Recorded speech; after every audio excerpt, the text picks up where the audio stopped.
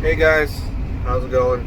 I'm out here in Illinois, about 300 miles south of Chicago. My drop off is at 6 p.m. tonight. Looks like I'm gonna make it, so everything should be good. I wanted to make this video, talk to you guys about deadhead miles, empty miles in general, relocating miles. I don't know if you guys know Alan Paxton, Everything Apex. He just made a video on it. So I wanted to give my 2 cents and kind of, talk about my stories, my experience a little bit. Anyways, so before I signed on with XPO, I was actually working as an independent. I was working with 2 dispatches, and they mostly used bid boards, some customers, but mostly bid boards and things like that. Anyways, what are deadhead miles? Deadhead miles are just empty miles that you drive to the pickup. So say you're in Chicago and there's a pickup in Aurora. I don't know, let's say it's 50 miles away. Those are your deadhead miles. You got to drive 50 miles empty to get to the pickup. And typically you don't get paid for the empty miles. That's not always true, but typically if it's under 50 miles, you typically don't get paid for that. It's just, yeah. Now, once it starts getting over 50, you should be asking for some kind of compensation, whether it be 20 bucks for the fuel or 20-30 cents per mile or something like that. But once it gets over about 100, 150, I typically add on full rate miles. That's just because it's really risky.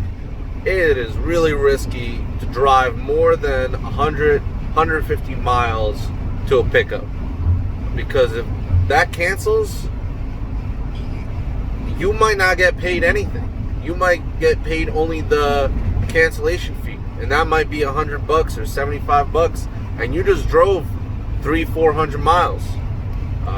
So you got to be really careful about that. I remember one time I was in Sacramento. I was relocating closer to San Francisco to maybe get something that day, and there was a load from Los Angeles. The money made sense, so I started deadheading 400 miles to Los Angeles. Right as I'm about to hit Los Angeles, the run gets canceled. I believe it was going to Pittsburgh. And I literally drove about 380 miles empty. Thankfully, I was able to negotiate with dispatch, and they gave me around 50 cents per mile for all those miles. But yeah, typically, I don't recommend doing anything like that. I don't recommend, going crazy. Make sure that it's included in the rate or something. Another form of empty miles are relocating miles. So basically, let's say you take out a load to, I don't know, Montana. Let's say there's a good paying load to Montana. From Montana, it's about 800 miles to Salt Lake City, 1,000 miles probably to San Francisco, and about 800 miles to Seattle. So you got to make sure that you're getting paid for all those miles. So you got to make sure that you add that onto your rate, or and consider that, hey, that's going to take up a whole day. You're going to be having to drive that 800 miles the whole day from Montana going to wherever you decide to relocate to. So again, I would just be really careful with that, especially in some of these places out west.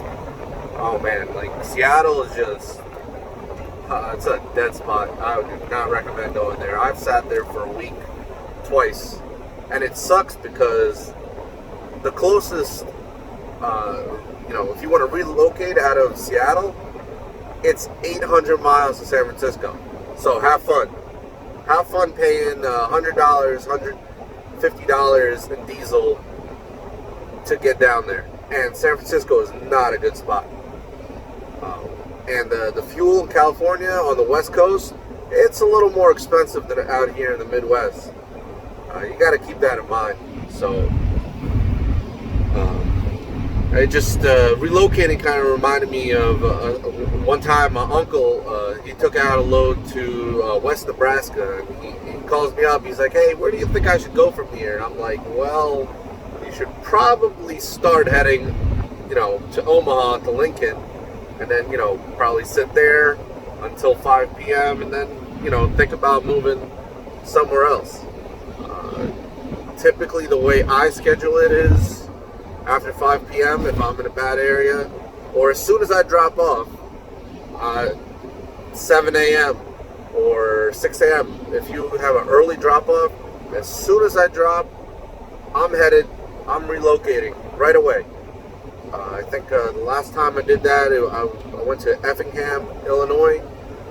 I mean, there's freight out of Effingham, but I started booking it to Chicago, and I actually ended up getting a load on the way to Chicago out of Normal, Illinois. So those are just some things to keep in mind. Let me know if this video helped you at all, or you have any questions or comments or something. I'll catch you guys later. Thank you.